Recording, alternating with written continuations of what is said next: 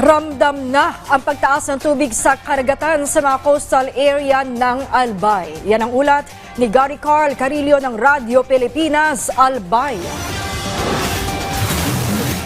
Sinalubong ng high tide at malalakas na alon ang umaga ng mga residente na malapit sa dagat sa mga bayan ng Rapu-Rapu, Malinaw, Tiwi at Legazpi City, Albay, kung saan nagdulot ito ng mga pagbaha sa mga kabahayan.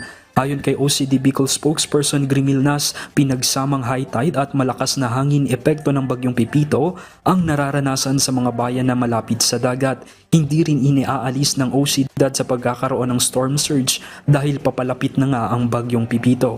Sa datos ng Albay Public Safety and Emergency Management Office, aabot sa mahigit 35,000 na mga pamilya o katumbas ng mahigit 306,000 na residente sa lalawigan ng Albay ang inilikas dahil sa banta ng storm surge o daluyong.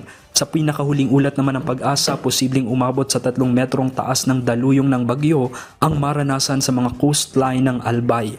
Nakahanda naman ang buong lalawigan sa posibleng epekto ng bagyo. Halidigdi sa Legazpi City, Albay, Gary Carl Carillo para sa Radyo Pilipinas.